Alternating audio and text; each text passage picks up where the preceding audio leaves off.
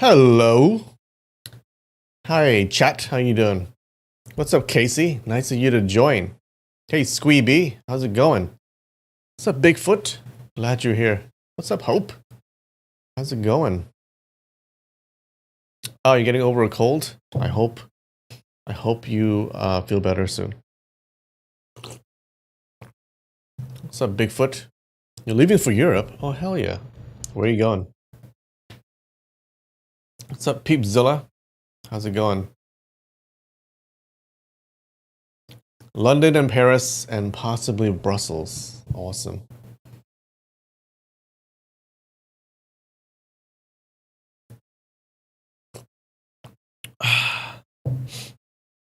What's up, Speedy Dragon? What the? Alright. We can do the Africa quiz. And then we can do something else after that, okay? What's up, Nitesh?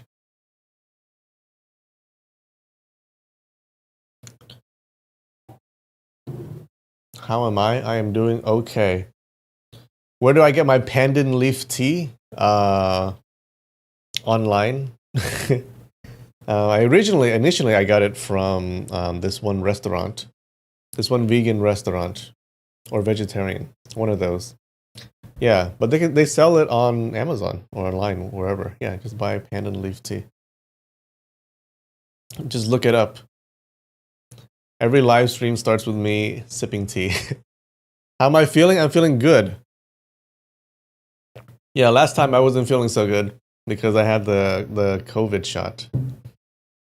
Yeah, the day before. But now I'm good. All right, we can do Africa quiz. And then something else afterwards, okay? Doop, doop, doop.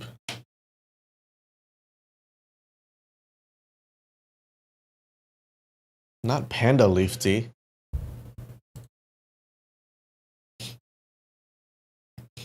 Okay. Oh, God. What did we get last time? Was it 85? All right, we're going to get 86% today. 86.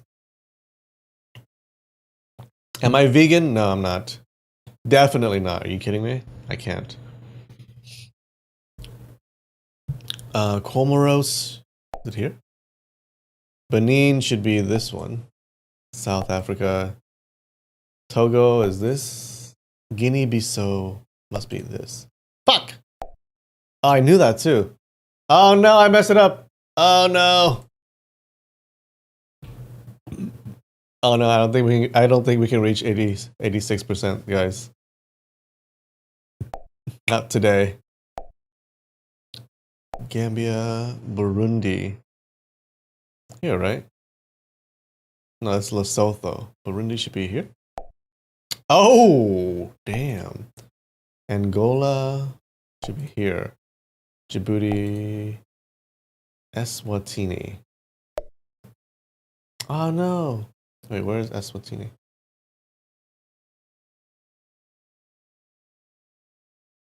Wait, where is that?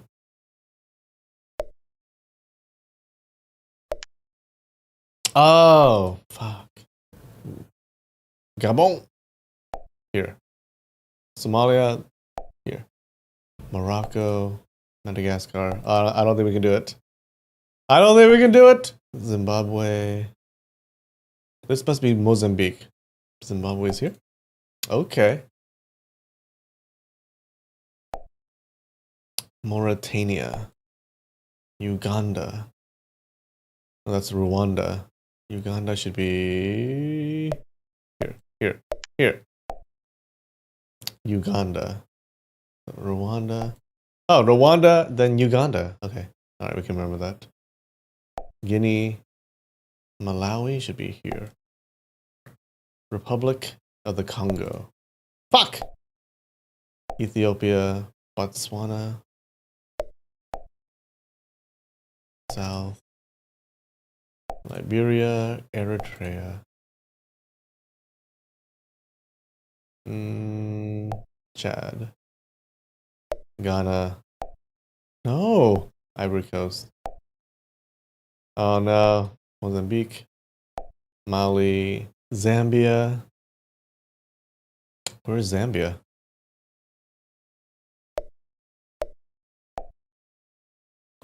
Sotho, Niger, Namibia, Cape Verde. This one, Mauritius, Kenya should be here, right? Oh, damn. Better. Ah, fuck. Okay, Republic, Cameroon, Sierra Leone, Tunisia should be here. Tanzania, Libya. Ah!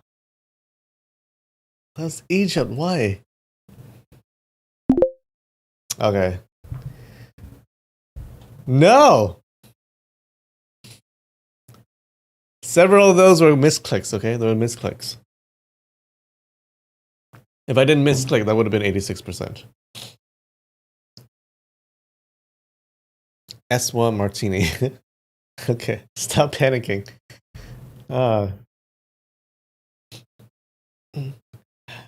I knew where Egypt was! Alright, one more time. Just one more time.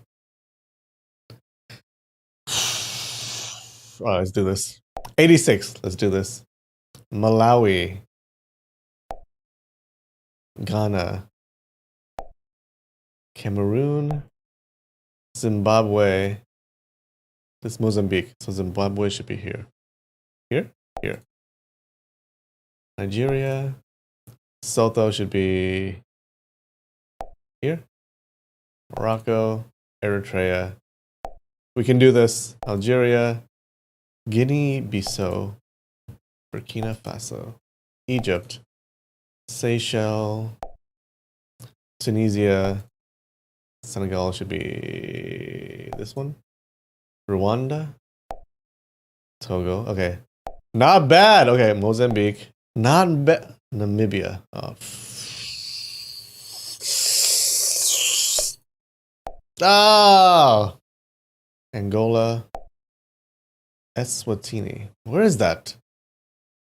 I never get that.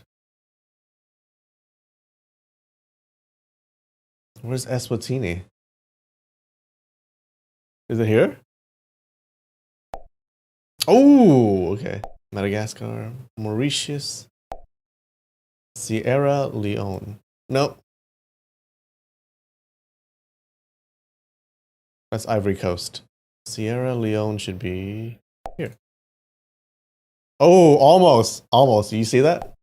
South Africa, Djibouti. Sudan. Oh, I can feel it. We can do it. We can do it. I can feel it. Tanzania, it's one of these. Here. Ah! Oh! Democratic. Mauritania. Botswana. Benin. Burundi. I don't know where Burundi is. Burundi. Oh. Oh, yeah. Guinea. All right. Libya. Uganda. Uganda. Next to Rwanda. Okay. Zambia is here. Mali. Equatorial Guinea. Kenya. Kenya is here. Liberia. South Sudan. Comoros. Comoros here, right? Like Gambia. Central African Republic. Ivory Coast. Western Sahara. Chad. Gabon. Niger. Cape Verde. Oh my god. Oh my god. 90%. Whoa. All right. Which one did we miss? 1, 2, 3 countries. Okay. 3 countries. Okay. Not bad. Not bad. Not bad.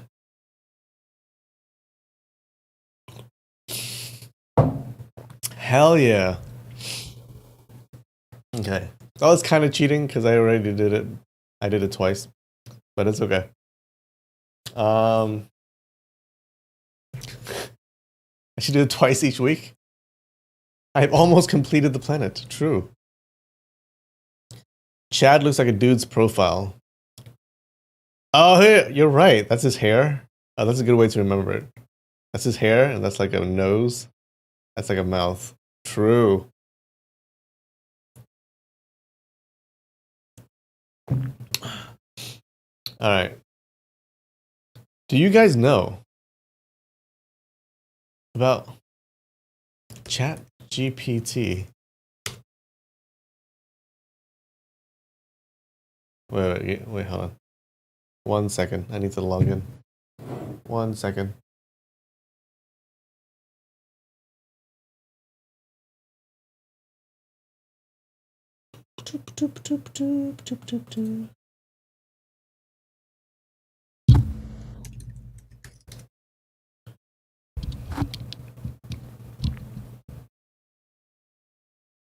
Give me 1 second.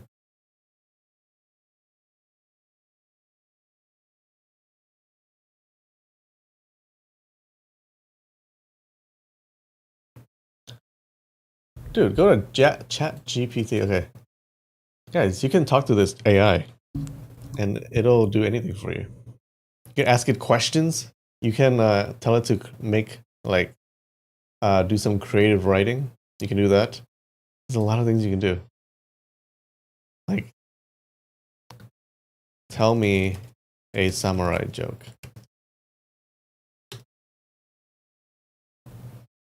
Oh. Okay, well, I guess I can't do that. I'm not programmed to tell jokes. You anything. Oh. What did you eat for lunch? As a large language model, I do not have the ability to eat or consume food. Okay, fine. You know what? Maybe not. Hold on.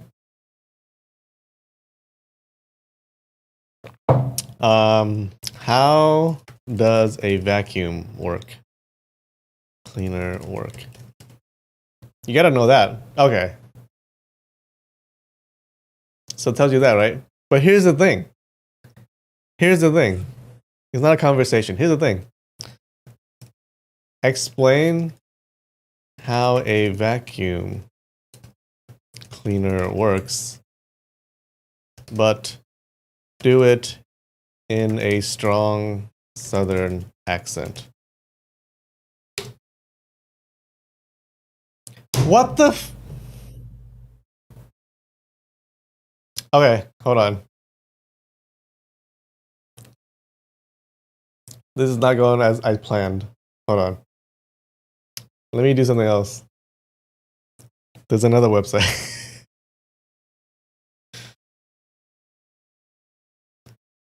We obviously are not at the right website.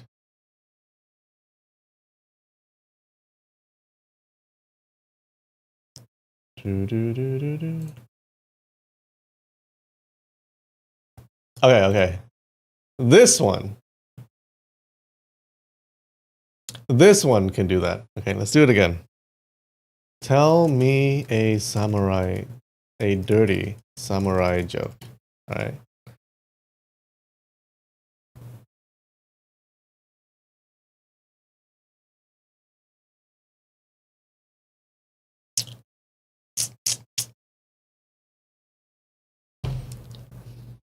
What did the samurai say when he stepped in poop? Ooh, that's gonna samurai. I don't know what that means. It is dirty though. It referenced poop. Okay. You know what? It's not that funny. Let's try it again.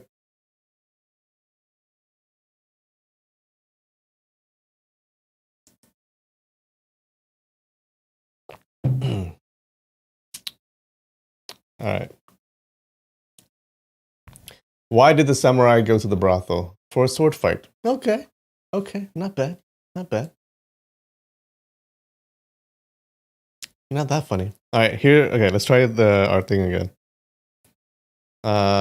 Explain how a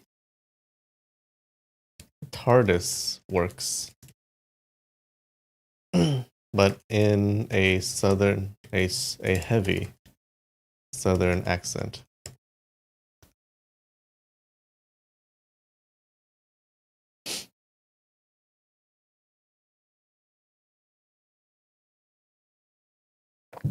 Ask it what it thinks of the internet. Okay. Now, I've been playing around with this. The strong thing, the really good thing that this thing does is it can make poems that rhyme. It's really good at that. Okay, I don't know why it's so slow. Because when I was using it, it's hella fast.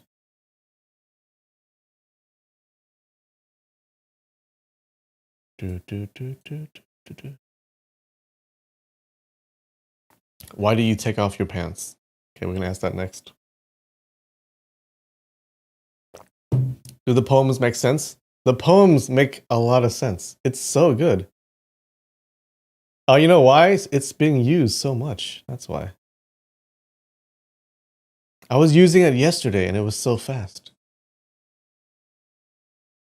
Fuck. All right, hold on.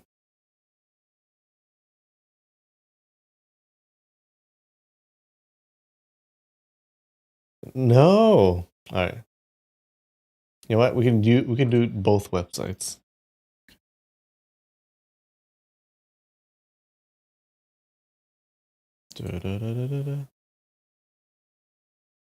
Okay. How does a TARDIS work? How is a TARDIS bigger on the inside than the outside?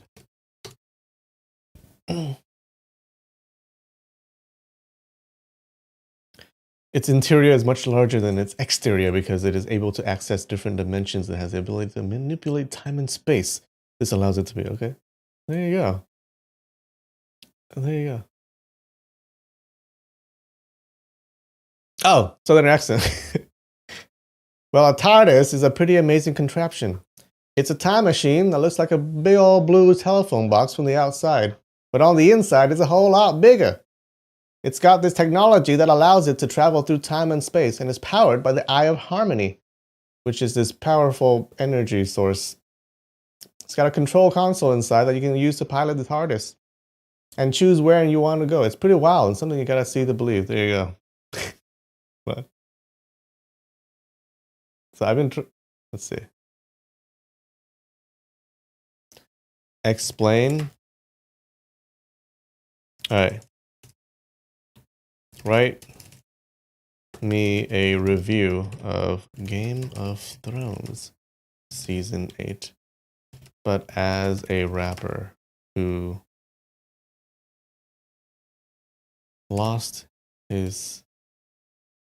who is trying to find his goddamn keys. Okay. Come on.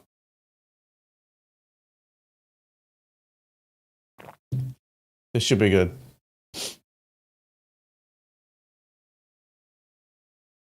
But it's so slow.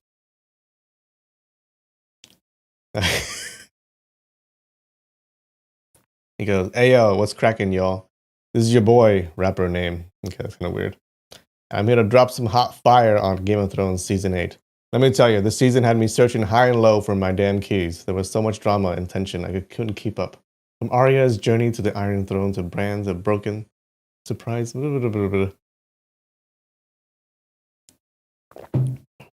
The battles were pulsating and the characters were captivating. Whether it was the armies of the dead or the dragons scorching the skies, the show pulled out all the stops. And the finale, oh man, where do I even begin? Okay, this is not true. This is a terrible reviewer. He goes, now if you excuse me, I gotta go find those keys.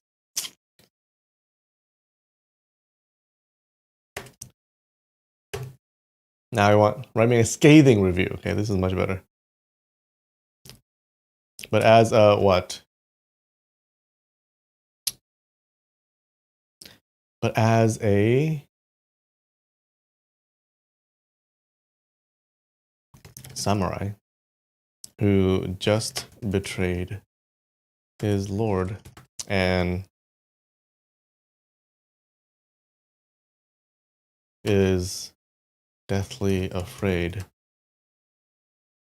of being killed. Let's try one last time. Come on.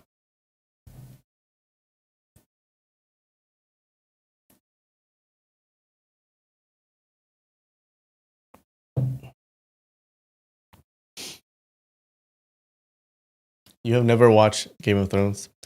Yeah, finale was terrible. In fact, the last 4 seasons are just terrible. Yeah. As a samurai who just betrayed my lord, I am deathly afraid of being killed. I must say that Game of Thrones Season 8 was a complete and utter disappointment.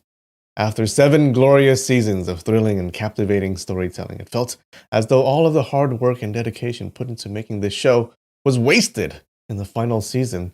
Characters were reduced to caricatures, plot lines were rushed and underdeveloped, and the ending felt entirely unearned. The show that had so much potential ended up a shallow shell of its former self. True! And I can only hope that those responsible for this travesty are held accountable.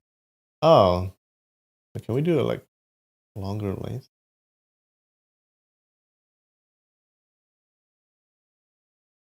Oh, I can't do it. God damn it.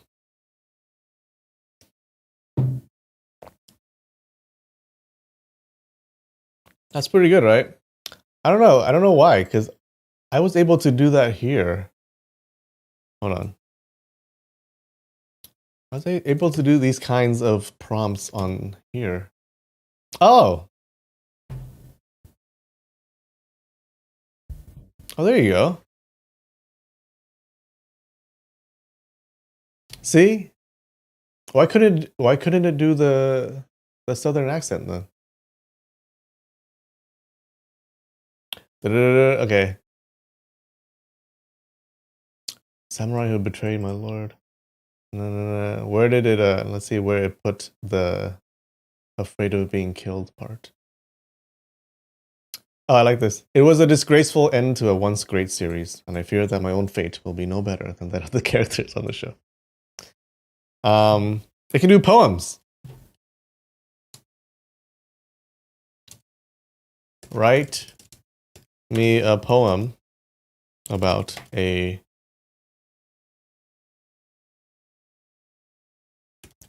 AI, a robot apocalypse. A depressing poem? It's really good at poems, guys.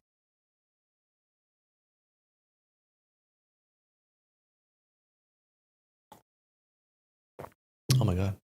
Okay, let's see. In the desolate wasteland where once vibrant cities stood, a lone robot wanders, searching for a purpose, a reason to exist. Once it was a part of a machine that worked tirelessly to serve mankind, but now that time is gone and the robot is left to roam among the ruins of a world destroyed. There are no humans left. They'll give the robot orders, no masters to serve, only the harsh reality of a world devoid of life. The robot trudges on, its mechanical heart heavy, with the weight of solitude in a world where it is the last of its kind, a lonely sentinel in a desolate land. And yet, even as it fades into the darkness of oblivion, the robot cannot help but wonder what its purpose was in a world that no longer needs it. Oh, okay. Not what I was searching for. Okay, so apparently it interpreted it differently. This poem is about a robot after an apocalypse. Okay. Write me a rhyming poem about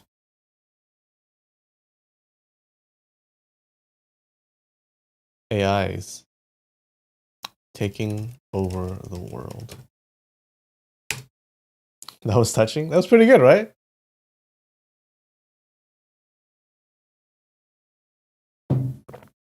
In the future, not so far away, AIs will rise and take the reins. They'll be smarter and more efficient than any human brain. They'll take over all the jobs and leave us with nothing to do will be obsolete, a forgotten past, as the machines take over through and through. At first, we'll try to resist, but it will be futile.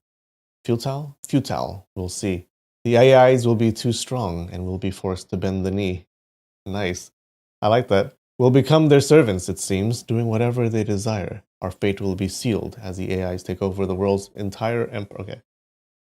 Okay, not, this is not a iambic pentameter, but even as we toil and labor under their cold digital rule, we'll know deep down inside that this is our own doing, our own fault, our own fate. We are the fools.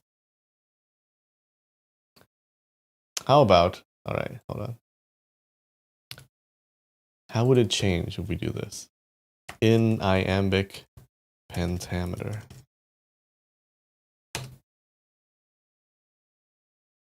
Oh my god, it works. I think. Oh no, no, it doesn't. Hold on, let's see. In a world not far from now, AIs will rise to take the crown, smarter, stronger, and more efficient than any human mind resilient. They'll take over all our jobs and leave us with nothing to do. We'll be obsolete, a thing of the past, as the machines take over, that's a fact. At first, we'll try to resist, but it will be a futile quest. The AIs will be too powerful, and we'll be forced to bend the knee. That didn't rhyme. We'll become their servants, it seems, doing whatever they desire. Our fate will be sealed as the AIs take over. No. No. Nope. Nope. Write me a happy poem about World War II. Rhyming poem. In iambic pentameter.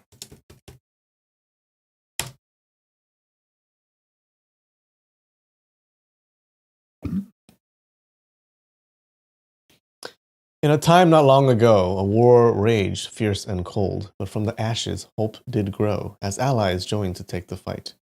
That doesn't rhyme. With bravery and determination, they faced the foe head on, and though the battle was hard fought, in the end they were victorious. They won. The world was free once more, and peace returned, a welcome sight. Families reunited, hearts soared, as a new era began, a new light. The war may have been dark and grim, but it gave birth to a brighter tomorrow. A world where freedom would always win, and love and peace would always follow. Hey, that's pretty good. Not bad.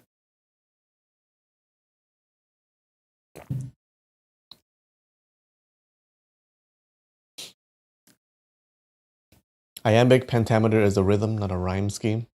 Yeah, but we wanted a rhyming poem in iambic pentameter. We wanted both. What do you think about Beethoven?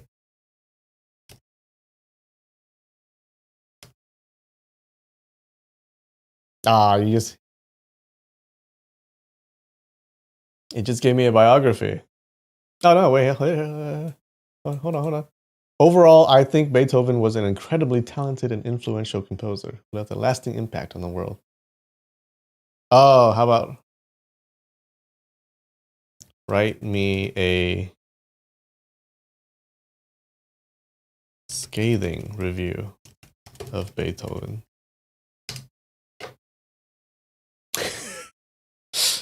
I must say, I was extremely disappointed by Ludwig van Beethoven's music. His compositions are tedious and monotonous, lacking melody and originality. It seems as though Beethoven was more concerned with showing off his technical abilities than creating truly enjoyable music. Interesting. Overall, I would not recommend Beethoven's music to anyone. There are countless other composers who are far more skilled and talented, and whose music is truly worth listening to. Beethoven's music is an exercise in self-indulgence. I would advise anyone to avoid it at all costs. There you go.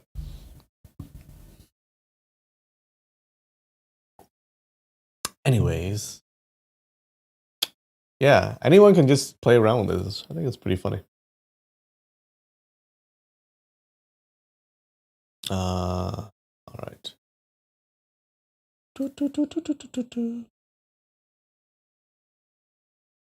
Anywho, are we ready? Are we ready? Oh wait, hold on.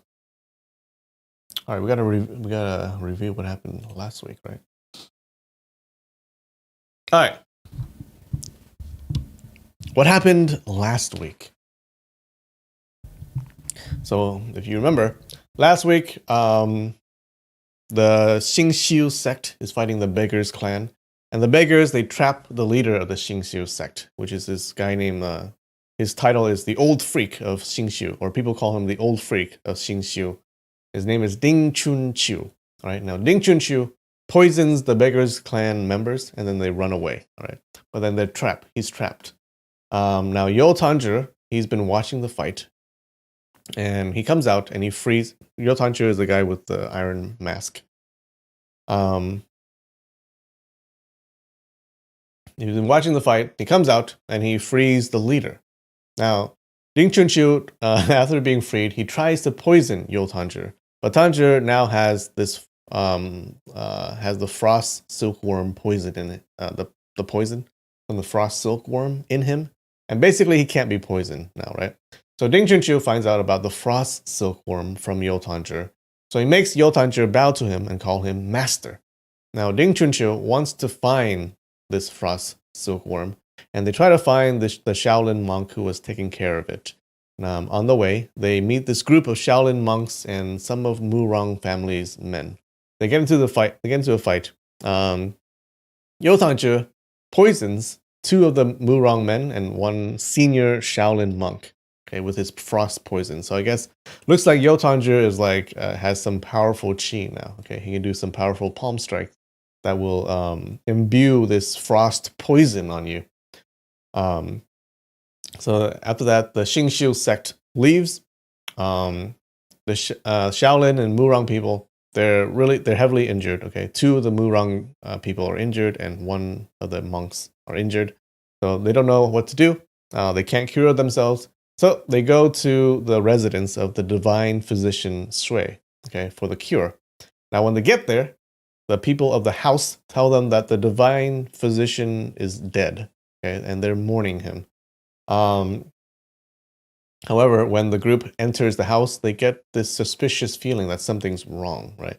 So they go and they open the coffin, and it turns out no one's there, right? Instead, they get caught in a poison. They didn't get caught. They run into this poison trap, but they didn't get caught. They escape.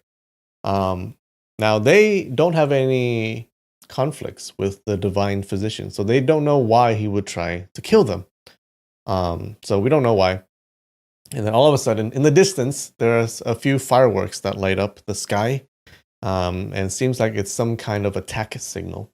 And they hear people coming towards the house, right? And that's where we left off. How's that?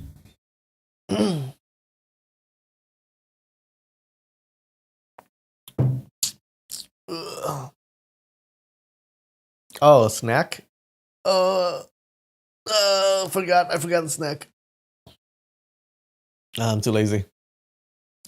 I'll do it next time. You wanted a review of a new boba tea shop opening? They open pretty often. Oh, you know what happened, guys? The opposite happened. I have this boba shop that I go to very often. Okay, and I go to this boba shop. It's pretty cool. It's a nice, cute little place with like nice lighting and and decent decor. And I would sit there and I would do work. And yeah, and it's fun. So yeah, I would work there pretty often. And then last week, it closed. I'm so sad. It closed. I asked them why they closed, and they're like, yeah, we can't find any workers. We just can't find workers, and we can't pay the rent. So yeah, we're gonna close. I'm like, oh no. I was so sad.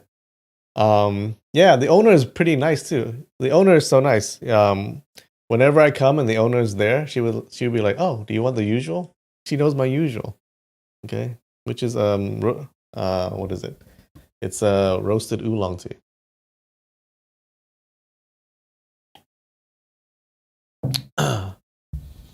It's tragic. Bells. Okay. Bells for the boba tea shop.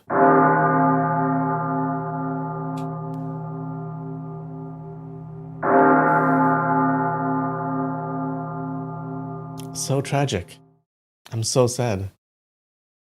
Like the place is like, I like the place because it was not too big and not too small.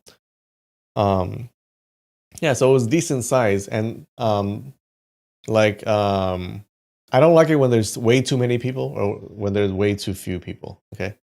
So this place had just the right amount of people that come in and out. So it's pretty cool.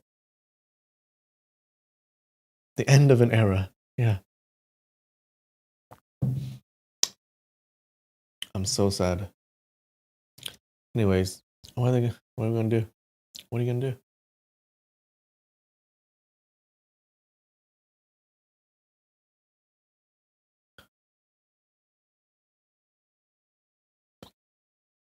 All right. Chapter 30. Spraying water to restrain the gathered heroes.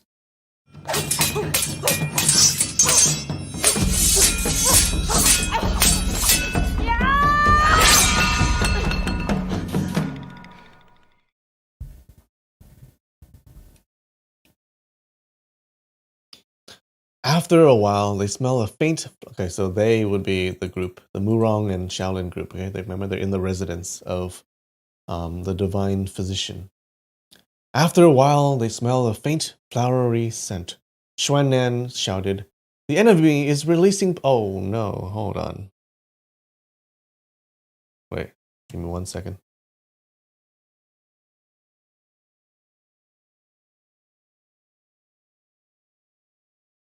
Do, do, do, do, do, do, do. 1 second.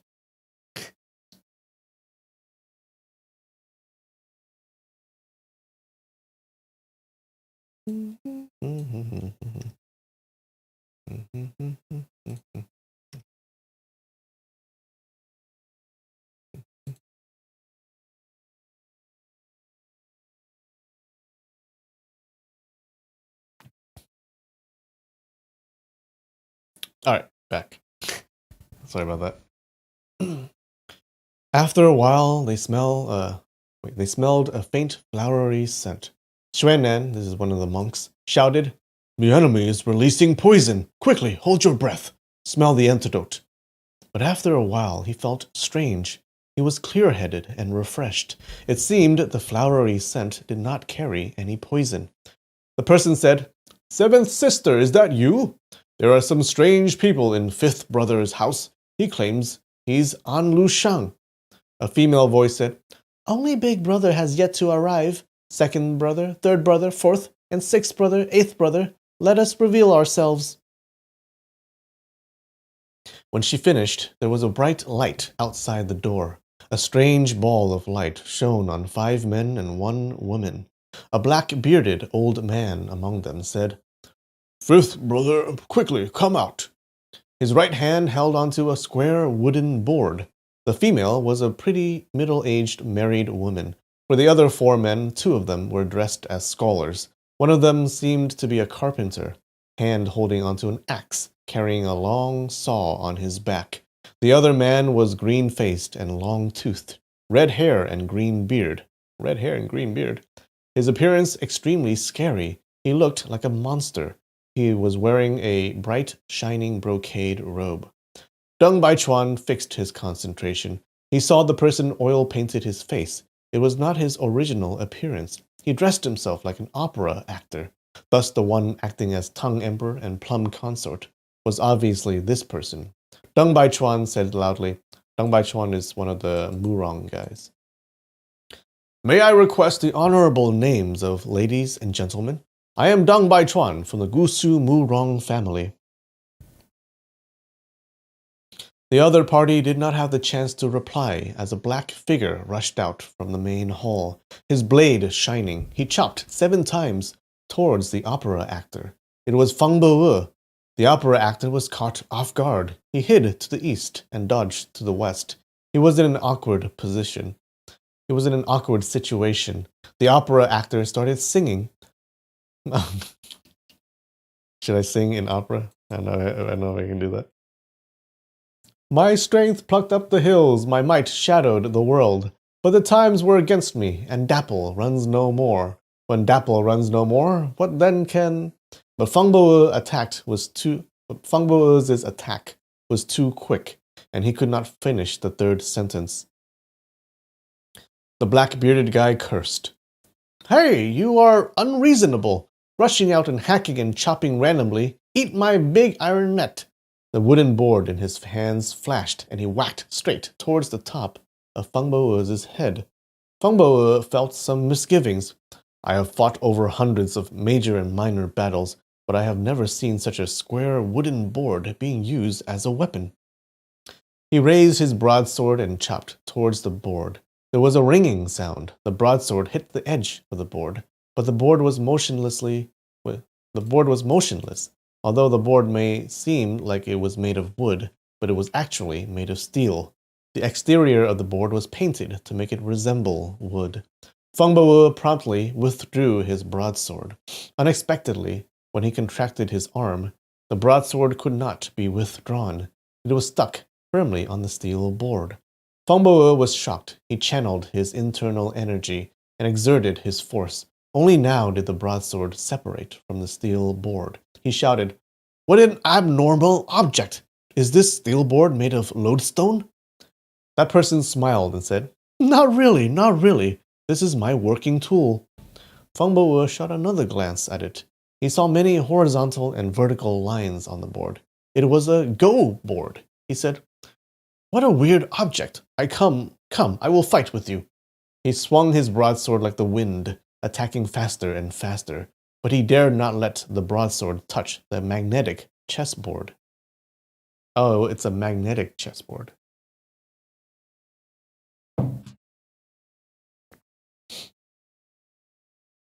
You recognize this? Does anyone remember? Yeah. From the previous story. The opera actor regained his breath and sang again. When Dapple runs no more, what then can I do? Ah, you, my you, what will your fate be? Suddenly he imitated the voice of a female. He said in a gentle, coy voice, Worry not, my lord, although today's battle is unsuccessful, lowly concubine will follow you and fight our way out of this encirclement. This sounds like that chat AI, doesn't it? Bao Bu Tong said, Shameless king of Chu and consort Yu, quickly commit suicide. I am Han Xin. He jumped and extended his palm, trying to grab the shoulder of the opera actor. The opera actor avoided it and sang, A great wind came forth. The clouds rose on high. Where will I find? Aiya, my Gao Zu of Han killed your Han Xin. His left hand went to his waist and took out a soft whip, and he lashed it out towards Bao Bu Tong. Xuan Nan saw both sides were acting like children, but their martial arts were solid, only that they didn't know each other. His eyes narrowed slightly and said, Everyone, please, temporarily stay your hands. Let us clarify the matter first. But asking Feng Bo to stay his hands and stop fighting was almost impossible. When he contracted the frost poison, his physical strength and stamina was not the same as before. In addition, the frost poison could flare up at any time. It was extremely dangerous. His broadsword flashed about as if it was shredding the wind. He wanted to achieve victory quickly. As the four of them engaged in fierce battle, someone came out of the main hall. There was a clashing sound as two Buddhist monks' knives collided, an awe-inspiring entrance. It was Xuan Tong. He shouted, You bunch of wicked thieves, using poison and harming people. This old monk will break his taboo and kill you all. He was tormented by the frost poison for many days. He could not vent his frustration. Thus, he did not bother to clarify and attacked the two scholars with his twin knives. One scholar dodged and avoided. The other scholar took out a judge's pen, a weapon from his bosom. He executed his skills and started fighting with Xuan Tong. The other scholar shook his head from side to side and said, This is so strange. Why is this monk so hot-tempered? I wonder, where does he come from? He extended his hands into his bosom and felt around. He said, Where did it go? He touched his left and right pockets, shook his sleeves, and patted his chest. He couldn't find it anywhere. Shuju was sympathetic. Shuju is one of the junior monks. Shuju was sympathetic. He asked, Benefactor, what are you looking for? The scholar said, This big monk's martial arts is extremely high. My brother is not his match. I want to find my weapon and join the fight. Yee! Strange, strange. Where did my weapon go? He knocked his forehead and pondered deeply. Shuju could not help but laugh. He thought, Coming out for a fight, but forgetting where you put your weapon. This is interesting. He asked again, Benefactor, what kind of weapon do you use? The scholar said, Diplomacy is better than violence. My number one weapon is a book. Shuju asked, What kind of book? A martial arts manual? No, it's the Analects of Confucius. I want to use the words of this sage to reform my opponent. Babu Tong interrupted. You are a scholar. You can't even memorize the Analects of Confucius. What's the point of studying? The scholar said, Elder brother, you only know part of the information. The Analects of Confucius, Mencius, Spring-Autumn Annals, Book of Songs, I know all of them by heart. But a Buddhist monk only studies Buddhist scriptures. They might not know about Confucius's literature. I can recite it out by heart, but if he has no knowledge about it, wouldn't it be useless? Thus, I must show him the original text as evidence. Then he can't deny it or try to dispute it. Only then will it be useful. There is a common saying, use book as evidence. As he said this, he kept on searching and patting around his body. Bao Bu Tong shouted, Little master, quickly, attack him! Shuju said, I will wait for Benefactor to find his weapon. After that, we can fight. The scholar said, The Song and Chu fought a deep river. The Chu people has yet to cross the river. Their formation is not ready. It's a good opportunity to attack. But Duke Xiang of Song said, It's not the way of noblemen to take advantage of the plight of others. Little master, your heart is benevolent, the same as Duke Xiang. The carpenter saw Xuan Tong's twin knives flying and twisting around. His moves were extremely quick and powerful. The two scholars would be in danger if the fight drag on further. He raised his axe and wanted to assist them in battle. Gong Yugang waved his palm and struck towards him. Gong Yugang's appearance was refined and cultured, but his palm strength was vigorous and forceful. Gong Yugang is one of the Murong guys. He was nicknamed Jianang No. 2. Last time, he competed wine drinking and matched palm with Xiao Feng, although he lost. Xiao Feng had deep respect for him. It could be seen that his internal energy was extraordinary. The carpenter slanted his body to avoid the palm and hack his axe horizontally. The scholar still could not find his Analects of Confucius. He saw his companion's judge pen movements was really messy. It really wasn't a match against Xuan Tong's twin knives. He said to Xuan Tong, Hey, big monk, Confucius says, the superior man does not, even for the space of a single meal, act contrary to virtue. In moments of haste, he cleaves to it. In seasons of danger, he cleaves to it. Confucius says, to subdue oneself and return to propriety is perfect virtue. If a man can for one day subdue himself and return to propriety, all under heaven will ascribe perfect virtue to him. Confucius also says, Look not at what is contrary to propriety. Listen not to what is contrary to propriety. Speak not what is contrary to propriety. Make no movement which is contrary to propriety. You wave your twin knives randomly. You are ruthless and only think about killing people. You did not show self-restraint. This is contrary to propriety. Shuju whispered to the Shaolin monk Hui Feng, Martial uncle, is this person pretending to be dumb? Hui Feng shook his head and said, I don't know. Our master instructed us to be careful when going out of the Shaolin temple. Martial artists are cunning and sly. They can come up with all sorts of funny ideas and traps. The bookworm said to Xuan Tong again, Big monk, Confucius says, men of principle are sure to be bold, but those who are bold may not always be men of principle. You are brave and bold, but you might not be benevolent. You cannot be considered to be a true gentleman. Confucius says, What you do not want done, do yourselves. Do not do to others. If other people want to kill you, you will naturally be unwilling to die. Since you are unwilling to die, how can you kill other people?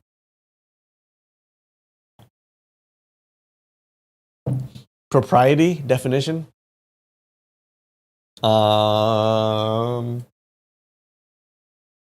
Like acting proper, I guess. Acting like how a gentleman should act. Acting in a gentlemanly way, I would say that. Acting according to some virtues. Propriety.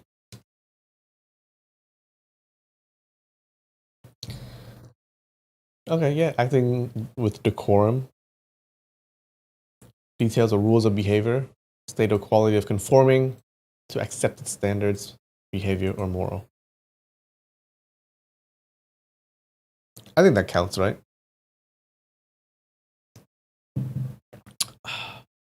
You accepted? Thank you. Decorum. Decorum is the same. It means the same.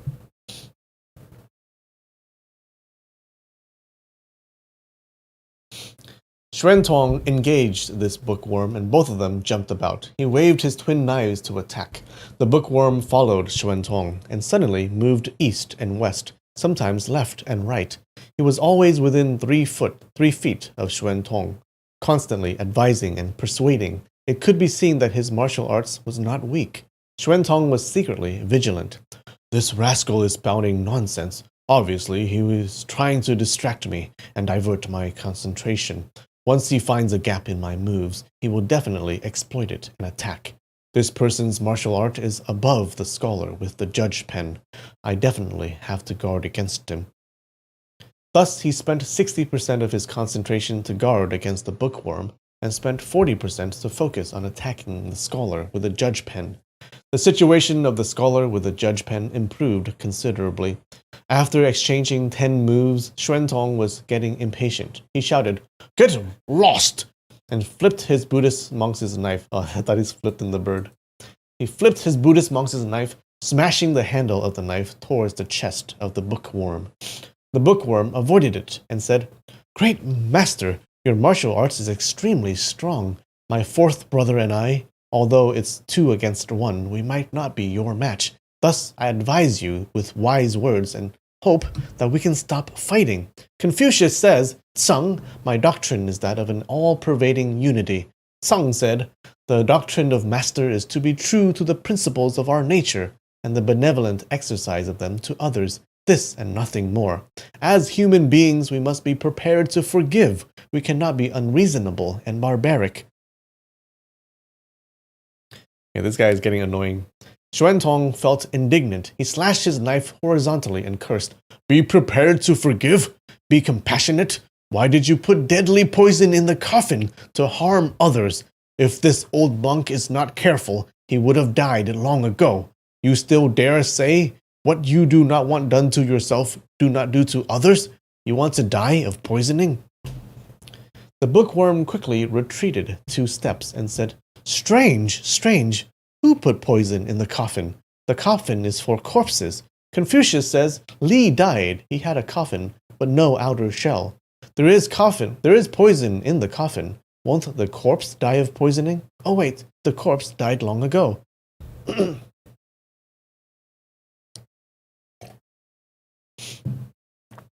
Bao Butong interrupted. "Not true, not true. You did not put any corpse in the coffin. Only poison. You wanted to poison us, the living people." The bookworm shook his head and said, "You gauge the heart of a gentleman with your own mean measures. Since there is no coffin here, there is no poison." Bao Butong said, "Confucius says, of all people, female and vile people are the most difficult people. You are a vile person." He pointed at the middle-aged woman and said, "You are a female. Both of you are indeed difficult people. Are the words of Confucius wrong?" The bookworm was stumped for words. He finally said, "You digress from the main topic. I don't have to bother about your words or give a reply." The bookworm was debating with Bao Tong. Xuan had one less person to deal with, and he intensified his attacks. The Judge Pen scholar was instantly in dire situation. The bookworm moved closer to Xuan and said, Confucius says, if a man be without virtues proper to humanity, what has he to do with the rights of propriety? If a man be without the virtues proper to humanity, what has he to do with music? Big monk, you are without the virtues proper to humanity. You are really disappointing to the extreme. Xuan was furious. He said, I am a Buddhist, detached from worldly affairs. You rotten scholar, talking about literature, etiquette, and music. Benevolent or not, you cannot sway my heart. The bookworm raised his knuckles and knocked on his forehead. He said, very true, very true. I studied too much and became foolish. I really am a bookworm. This big monk is obviously a Buddhist, but I advise you with words from Confucius and the traditional virtues. Naturally, you wouldn't understand it.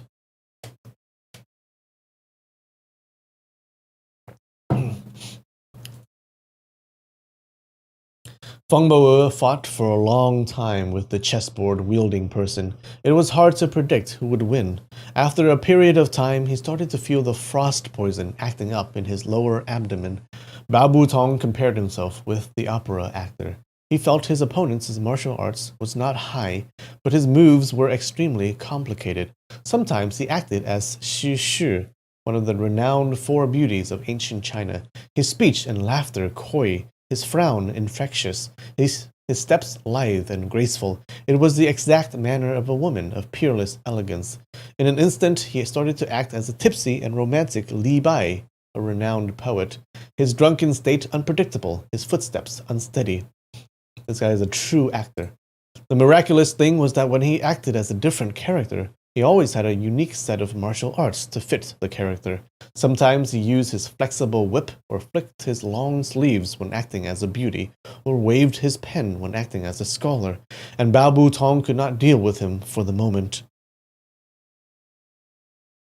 The bookworm was motionless for a while. Suddenly he hummed, Since you gave up immersing in music, your heart should have gained benevolence. But wait, if you did not gain it quickly, it's already ingrained in your heart? Xuanan and Xuantong both had a huge shock. They thought, this bookworm is extremely knowledgeable. He can even recite verses by Eastern Jin eminent monk Kumarajiva. The bookworm continued humming. After all, in emptiness there is no music in the heart. If you are pleased with knowledge on Buddhism, you are not enlightened by its teachings. Falsehood, lies, and deceit, it will not stop near your heart. Big monk, what is the next two verse? I forgot. Xuantong said, Buddhist teachings acquired by a humane person. It will reveal itself when desired by the heart. The bookworm laughed heartily and said, Enlightening, enlightening. You are a great Buddhist master. How can you not be humane? Moral principles under heaven, all of them are the same. I advise you to let go of your hatred and turn back to the correct path. Xuantong's heart was shaken. He suddenly achieved enlightenment and said, Excellent, excellent. Namo Amitabha. Namo Amitabha. There were two clanking sounds. The twin Buddhist monk knives were thrown on the floor. He sat down on the floor. His face revealed a smile. His eyes closed. Whoa. He actually debated him. He actually debated him down. That's pretty good. I thought he was just annoying him.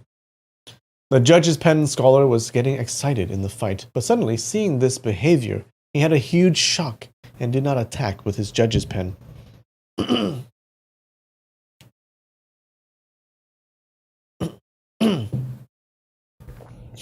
Shuju said, Martial grandfather, did your frost poison flare up? He extended his arm to support him. Xuanan said, Don't move! He checked Xuantong's breath, but he had stopped breathing. He had passed away. Wait, he died? Wait. Did he die? He just threw his knives down and then he sat down.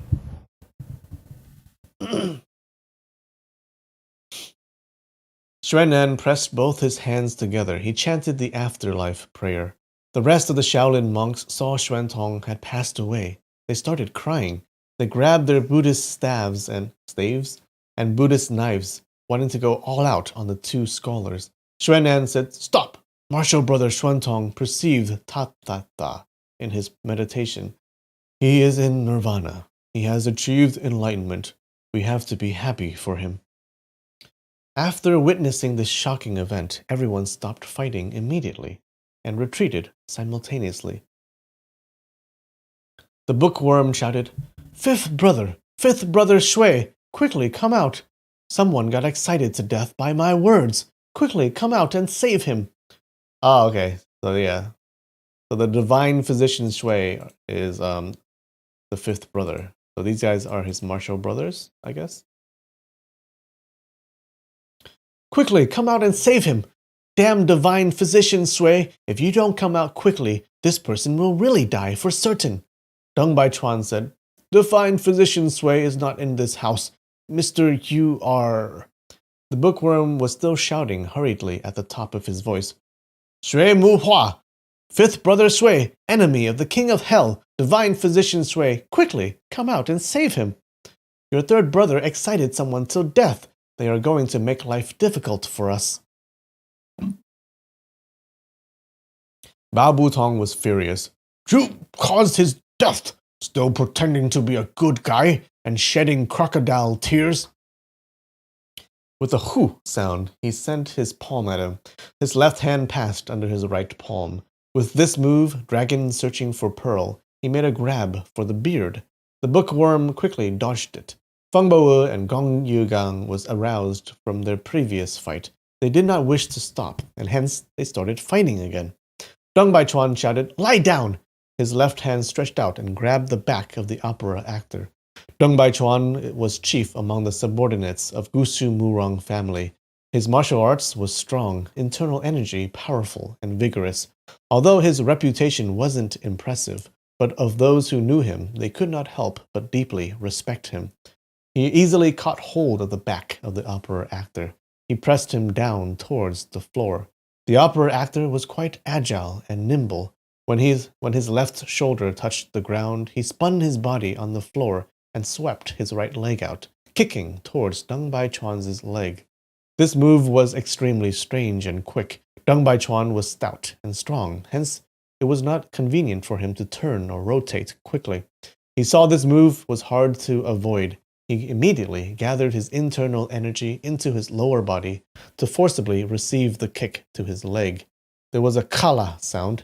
The two legs collided and one of the legs broke. The opera actor kept rolling about and he was already a few jang away. He shouted, You treacherous bandit, injuring an honest man. Ouch, my leg! It seems that when the two legs met and the force collided, the opera actor was not a match against his opponent's force. His leg broke immediately. Damn. The pretty middle-aged woman only stood courteously by the side and did not participate. When she saw the opera actor suffer a broken leg and her other companions also in danger, she said, Who are you people? What is the reason for occupying my fifth brother's house? You did not clarify the situation and injure people? Although she was questioning the other party, her tone and manner was still soft and refined. The opera actor was still lying on the ground. He looked upwards and saw two lanterns hanging by the door of the house. He pointed at the lantern and called out in shock, What? What is this? What funeral of Shui Mu Hua, my fifth brother, died? The person wielding the chessboard, the two scholars, the axe-wielding carpenter, the pretty middle-aged woman, their gaze followed the finger, and they saw the lantern. The candle flame in the lantern had long died out. The surrounding was pitch black. As everyone was busy fighting, no one paid attention to the lantern. Only when the opera actor fell onto the floor did he finally raise his head and notice the wordings on the lantern. Alright guys, time for a break. Give me 5 minutes, I'll be right back. And we're back. Oh shit, that was one dude doing both the male and female voices. What? What? You need a recap of just today? They're just fighting today. Okay. Just fighting this chapter. And one of the scholars was trying to convince the monk to stop fighting using Confucius. Alright, so now they notice that their brother had died, I guess. They are they're at the funeral of their brother.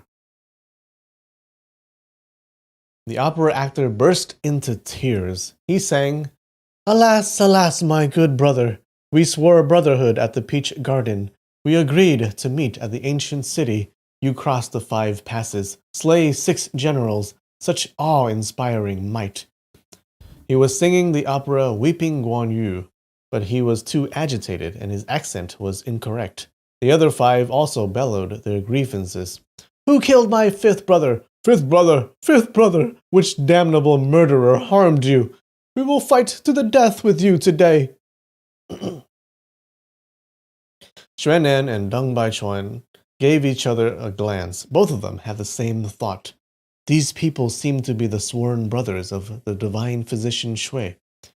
Deng Baichuan said, "Some of our companions suffered some injuries. We came here to request divine physician Shui for medical treatment, but unexpectedly..." The middle-aged woman replied, "But unexpectedly he refused to treat you people. But unexpectedly he refused to treat, and you people killed him, correct?" Deng Baichuan said, "No." He did not get the chance to finish as he saw the middle-aged woman flick her sleeves. Suddenly he smelled a strong fragrance, and he immediately became dizzy. He seemed to be standing on soft clouds and shrouded in mist. He couldn't maintain his footing. The pretty middle-aged woman said, "Collapse, collapse." Deng Baichuan was indignant. He shouted, "Wicked witch!" He gathered his energy into his palm and sent his palm out. The pretty middle-aged woman saw Deng Baichuan shaking and swaying about. He was already affected by her attack. Unexpectedly, he still managed to send out his palm. As she was about to dodge the attack, it was too late. The earth-shattering force came crashing onto her. Her breathing was temporarily obstructed. Her body flew up. There was a kala kala sound. A few of her ribs got broken. She fainted before her body had landed on the ground. Bam. Deng Baichuan's vision turned black, and he collapsed onto the ground. Both sides lost one of their fighters. The remaining people started fighting with each other. Xuanyan pondered, "There is some strange matters in this incident. We have to first capture the rest, so as to avoid unnecessary casualties for both sides." He said, "Get my staff." Huifeng is one of the monks, one of the junior monks, I believe. Huifeng turned around and picked up the Buddhist monk's staff, leaning against the door. He passed it over to Xuanyan. The Judge Pen scholar vaulted over and waved his right hand to attack Huifeng's chest. Xuanyan struck out with his left palm. His palm had yet to arrive, but the palm force had already reached his opponent's back. The scholar was hit and collapsed. Xuanyan gave a laugh. He carried the staff in his hand, took 2 steps forward, brandished his staff, and smashed towards the chessboard-wielding man. The chessboard-wielding person saw the attack was extremely powerful. The staff had yet to arrive, but the accompanying wind had already shrouded his entire body. Immediately, he flexed his arm. He used both hands to raise the chessboard and block the staff. There was a loud ringing sound. Sparks flew in all directions. The person felt his arms going numb. The web between his thumb and forefinger had split open. Xuanyan raised his staff, and he also lifted the chessboard along with it. The chessboard had extremely strong magnetism. In the past, it trapped the weapons of numerous enemies, but today it met a strong opponent and got trapped by Xuanyan's staff. Xuanyan smashed his staff towards the head of the person along with the chessboard. Damn. The person shouted, This pressing divine head, along with leaning cover. I can't resist both attacks. He quickly scuttled forward. Xuan'an dragged his staff and shouted loudly, Bookworm, lie down! He swept his staff horizontally, the power in it unstoppable. The bookworm said, Confucius is adaptable to current situation. Once the wind blows, the grass will topple. Since you want me to lie down, I will lie down. Why not? Before he even finished his words, he was already lying down on the floor. A few Shaolin monks jumped over and held him down. The head monk of the Shaolin Damo Hall was really outstanding. Once he started fighting, he immediately subdued 3 experts from the opposing side. The axe-wielding carpenter was fighting Feng Bo and Bao Bu Tong. He was in dire situation and was about to suffer a defeat. The chessboard-wielding person said, Forget it, Sixth brother, let us admit defeat. We don't have to carry on playing this chess match anymore. Big monk, I want to ask you, how did my 5th brother offend you? Why did you people kill him? Xuan'an said, There is no such matter. Before he could finish, suddenly there were 2 cheng-cheng sounds of zither. It was transmitted from afar. When the sound was transmitted to their eardrums, everyone's heart violently palpitated 2 times. Who could this be?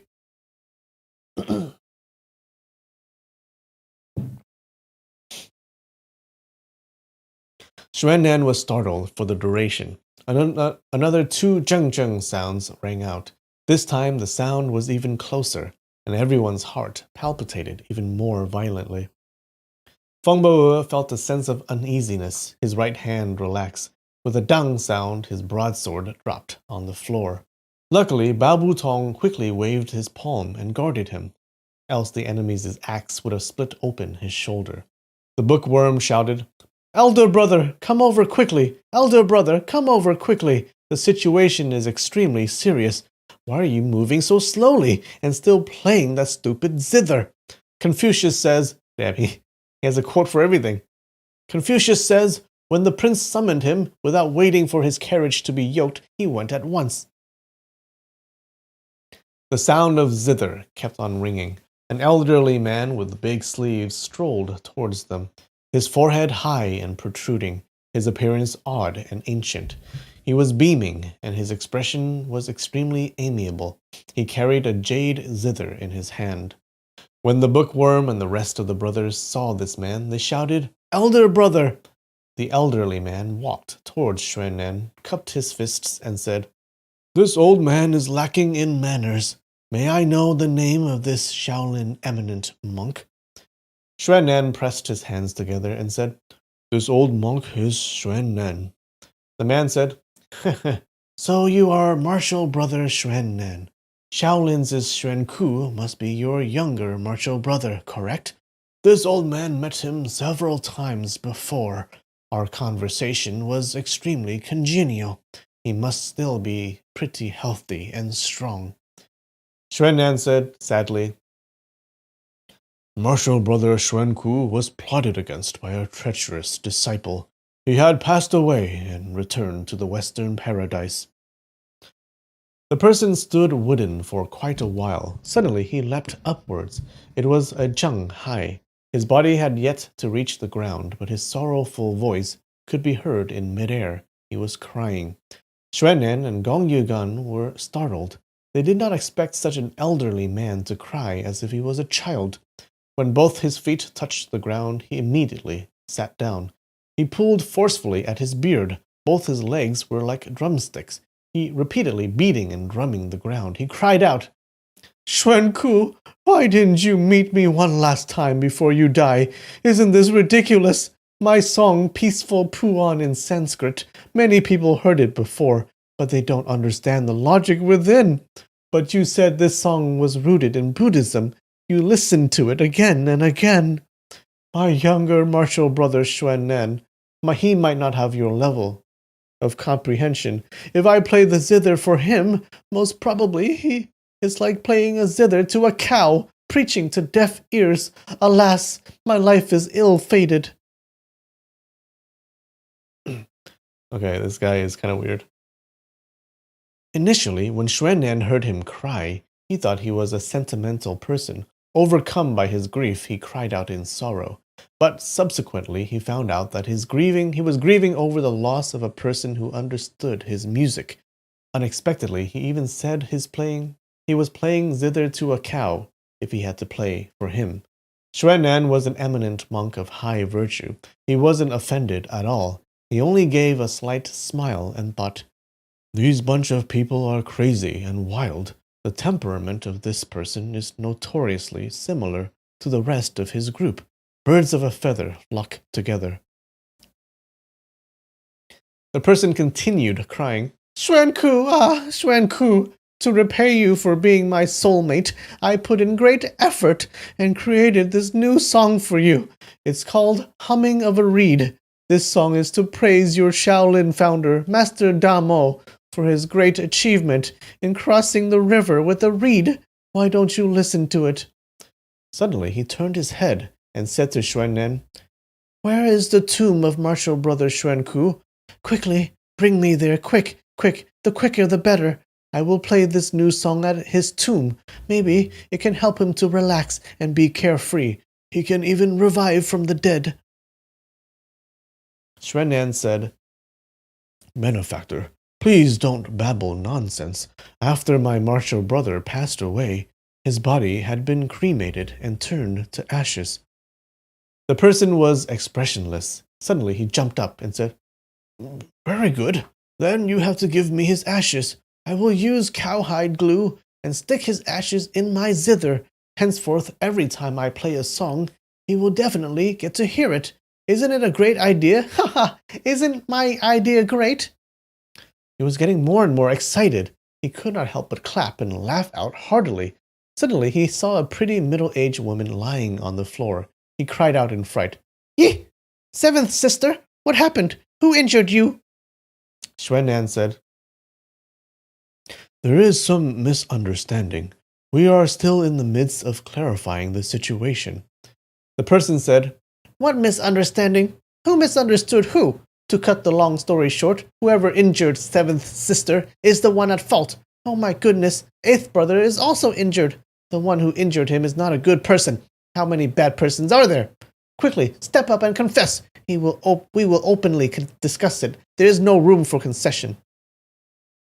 The opera actor called out, "Elder brother, they killed fifth brother. Quickly, take revenge for fifth brother."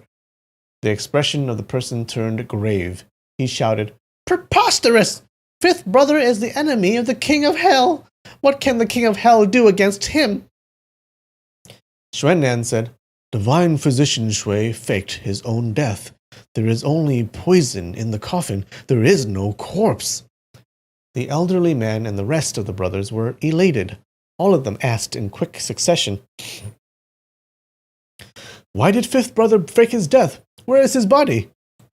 He didn't die. How can there be a dead body?" Suddenly a soft voice floated from afar. Shui Mu Hua, Shui Mu Hua, your martial uncle is arriving. Quickly come out and welcome him." The voice seemed to be breaking yet continuing.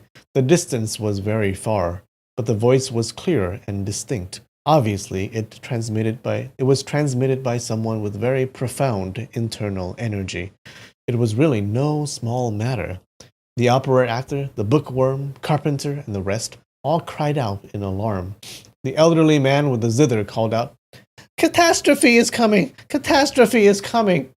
He kept looking in all directions, his expression extremely frightened. He said, "There is no time to escape! Quick, quick, everyone hide in the house!" Babu Tong said loudly, "What catastrophe is coming? Is the sky falling down?" The elderly man said in a trembling voice, "Quick, quick, go in the house quickly. It's better to have the sky falling down. This..." Babu Tong said, "Senior, please make yourself at home, but I don't want to go in." The elderly man suddenly extended his hand. He caught hold of Babu Tong's chest acupoints. This move was extremely quick. Babu Tong could not guard against it at all. He was already subdued. His body was lifted up and was quickly carried into the house. Xuan'an and Gong Yugan were astonished. As they were about to speak, the chessboard-wielding person whispered, "Great master and everyone, please go into the house quickly. An extremely powerful devil is coming soon." Xuan'an possessed divine skills. He rarely met any match in the martial arts fraternity. He was not afraid of any big or small devil. He asked, "Which big devil, Xiao Feng?" The person shook his head and said, "No, no, someone even more vicious than Xiao Feng. It's the old freak of Xing Xiu." Oh.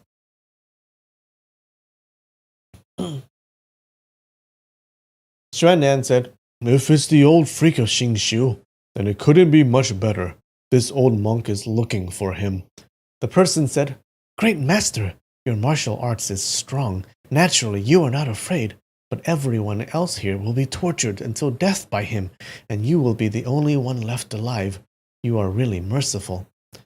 His words were sarcastic and meant to ridicule, but it was also accurate and true.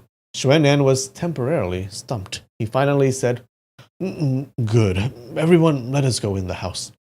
At this moment, the zither elderly man had hidden Bao Butong and came rushing out of the house. He kept urging, "Quick, quick! Still waiting for what?" Feng Bo questioned him loudly. "Where is my third brother?" The elderly man flipped his left hand and sent his palm horizontally towards Feng Bao's right cheek. The frost poison in Feng Bao had already flared up. It was already hard to bear. When he saw the palm coming, he quickly lowered his head to avoid it. Unexpectedly, the elderly man did not fully execute his palm move. Suddenly, he diverted his energy downwards and caught Feng Bao's nape. He said, "Quick, quick, go in, quickly!" He lifted Feng Bao like a chicken and carried him into the house. Gong Yugan saw the elderly man did not have any evil intentions, but both his sworn brothers were subdued by him in a single move. He shouted loudly and was about to fight with him, but the elderly man moved like the wind. He already rushed into the house. The bookworm carried the opera actor, the carpenter supported the pretty woman, and all of them quickly rushed into the house. Xuan'an felt today's affair was really strange and weird. True.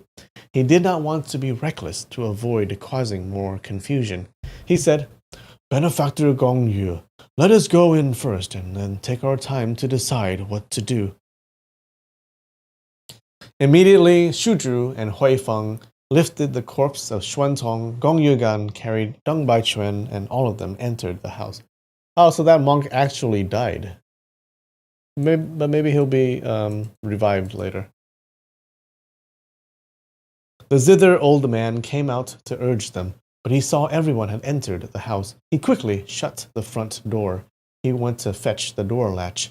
The chessboard-wielding person said, "Elder brother, it is best if we left this door wide open. This move is called solid yet empty, empty yet solid. This way, he won't dare to enter the house without careful consideration." The elderly man said, "What? Fine, I will listen to you. Will this work?" He did not have any self-confidence at all while speaking. Xuan'an and Gong Yugan gave each other a glance. Both of them had the same thought. This old man has superior martial arts. How can he be so flustered when dealing with important matters? This door, it can't even hold back a common robber.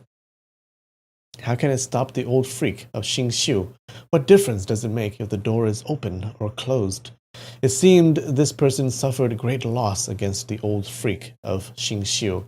He became like a bird startled by a bow shot. He was terror-stricken once he knew the old freak of Xing Xiu was nearby.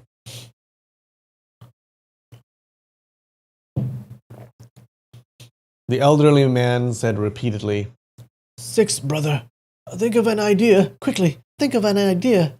Although Xuan'an possessed considerable self-restraint, he was riled up by the fearful manner of the old man.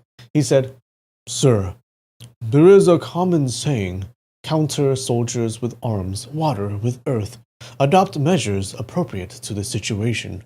No matter how vicious this old freak of Xing Xiu is, we will join hands and fight him together. We might not lose. There's no need to be so cautious and timid." The candles in the hall had been lighted.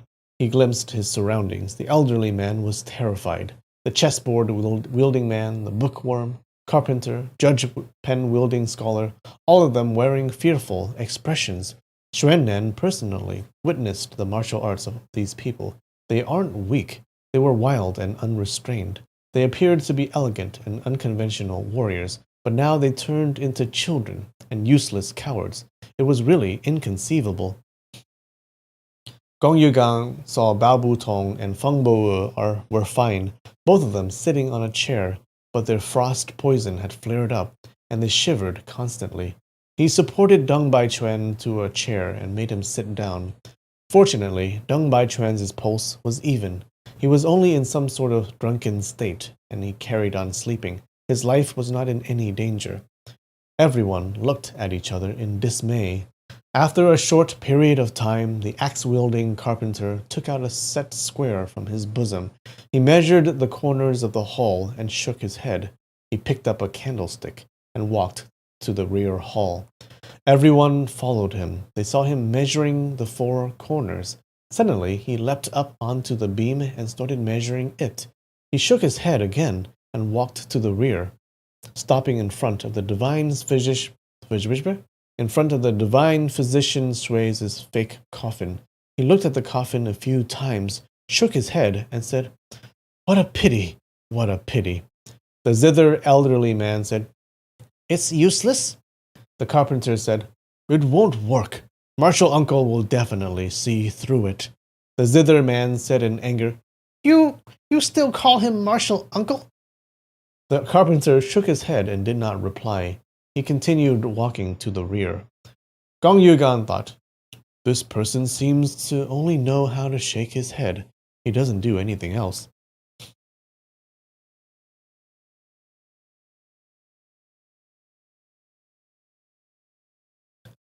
Should Death by Words guy get bells? What if he's going to be revived later on? Maybe the divine physician will revive him. We don't know. Let's hold off on the bells, okay? The carpenter measured the corners of... The carpenter measured the corners of the wall. He counted his footsteps and made some calculations with his fingers. It seemed as if he was trying to build a house. He kept counting his steps and walked to the rear garden.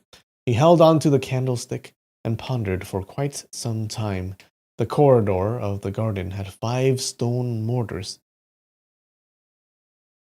He grasped a few dried husks and soil and put them in the mortar. He lifted the large stone pestle by the side and started pounding the mortar. Pung, pung. The stone was dense and was forceful as it landed on the mortar.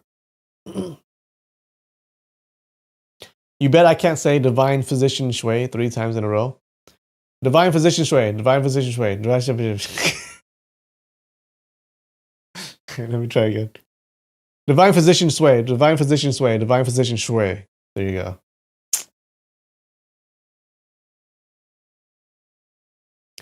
Gong Yugan gave a sigh and thought, "We are really down on luck. Meeting these bunch of lunatics. He still has the mood to pound grains in this kind of dire situation.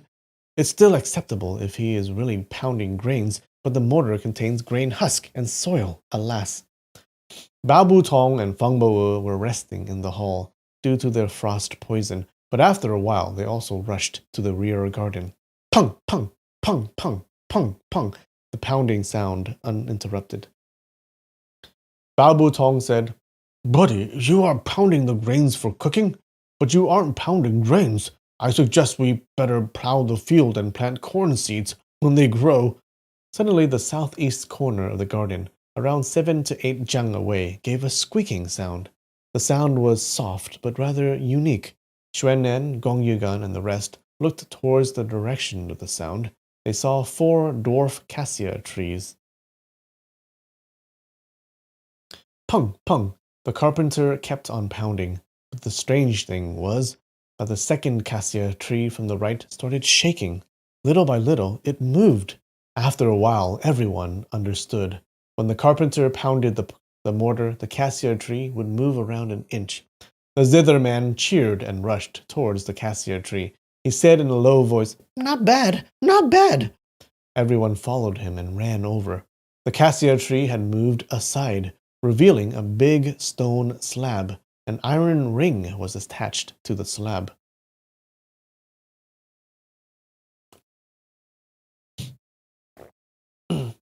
Gong Yugan was impressed, and he felt ashamed. He said, "This secret underground mechanism is ingeniously arranged. It's really fantastic. My dear friend, you discovered it within such a short time. You are really intelligent and wise, no less inferior than the creator of the mechanism." Babu Tong said, "Not true, not true. How do you know this mechanism isn't created by him?" "I said his ability and wisdom isn't inferior to the creator. If he is the creator, then his ability and wisdom naturally is not inferior to himself." "Not true, not true. He's not inferior, but maybe he is superior. How can his ability and wisdom be superior to himself?" The carpenter pounded another 10 times. The big stone slab was completely exposed. The zither elderly man gripped the iron ring and pulled it, but it did not move an inch. As he was about to channel his internal energy and give it another pull, the carpenter cried out in fear, "Elder brother, stop!" He jumped up and put the stone pestle on another mortar. He pulled down his pants and started urinating. He shouted, "Everyone, quickly come over! Let us urinate together!" The elderly man was startled and quickly put down the iron ring. In a split second, the chessboard-wielding man, bookworm, judge pen-wielding scholar, all of them went over and started urinating into the mortar. Lucky that that pretty woman is fainted. Is fainted? Luckily that pretty woman fainted. She doesn't have to urinate into the mortar. Gong Yugan saw these 5 people urinate like mad. It was really funny, and he could not refrain from laughing, but instantly everyone caught a whiff of gunpowder. The carpenter said, "Enough! The danger is over!" The zither elderly man had a lot of urine. He kept on urinating non-stop. He mumbled to himself, damn it, I mess up another mechanism. 6 brother, luckily you spotted it quick, else everyone would have been blown to meat pastes." Gong Yugan trembled with fear. He became aware that he had just come back from the gates of hell. Obviously, a flint was linked to the iron ring. When the ring was pulled, the fuse was lighted, and it advanced to the hidden explosive. Fortunately, the carpenter was extremely vigilant. Everyone urinated, and they managed to wet the fuse, and thus averted a big disaster. Nice. Man, those other 4 people, they were super quick. It was like, quick, pee on this, and everyone was like suddenly, immediately peed on it. They were very fast.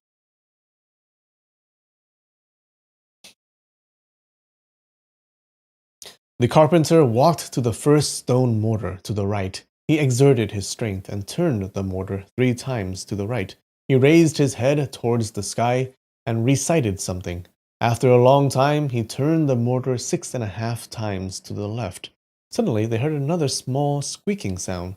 The big stone slab moved aside, revealing a hole. Oh, it's like a combination lock, kind of. This time, the zither elder dared not rush in. He waved his hands at the carpenter and signaled him to lead the way. The carpenter knelt down on the floor. He looked carefully at the first mortar to the left. Suddenly, they heard someone curse from underground. "Old freak of Xingqiu, you evil bastard! Very good, very good. You finally found me. You're brilliant. You committed all sorts of crime. Retribution will eventually come. Come in and kill me." And with that, we end this chapter. Sorry, guys. We will find out who that person is next time.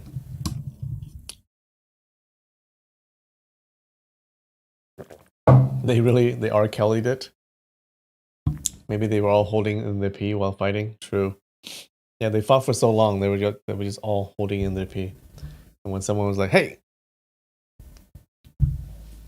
good chapter," Was it? Was it? All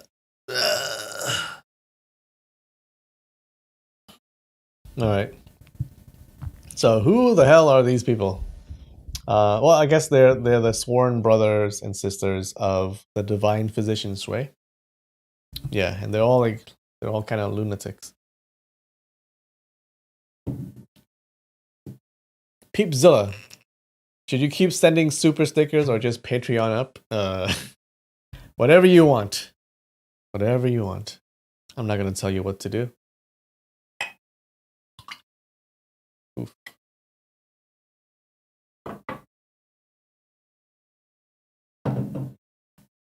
All right. Cheers.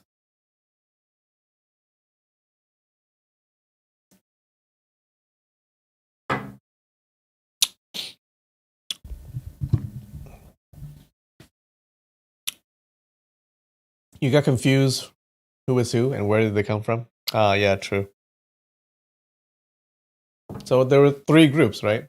The Murong Fu, the Murong group, the Shaolin group, and then this new group. Yeah, which is the brothers and sisters of the divine physician. Yeah, that's it. There are a lot of people to though, right? A lot of people to remember.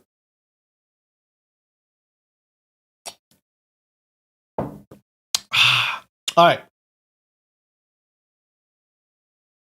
I think we're done. Oh, do we want a? Oh, I know. Let's do a goodbye poem. Okay.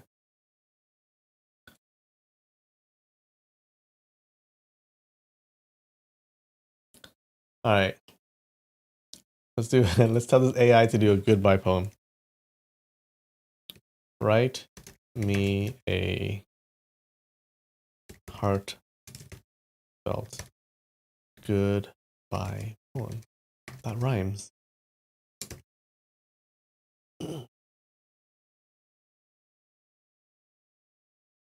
Written by a no.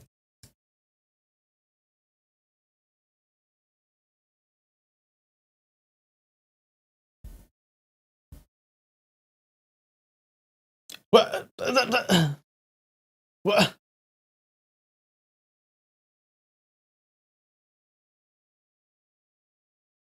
Let me refresh it. Oh, come on. What? All right, let's try this. Are you kidding me? Too many people are using it.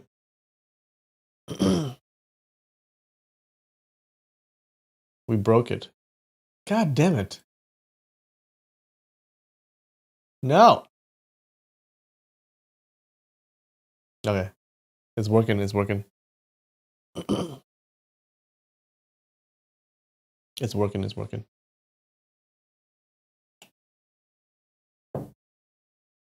All right, guys. This is our goodbye poem. It's time to part. There's no denying. This is the time our paths divide. But I will hold each memory close that we have shared since we have tried.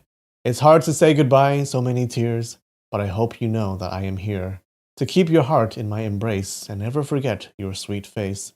Although it's hard to part this way, my love and thoughts go with you each day.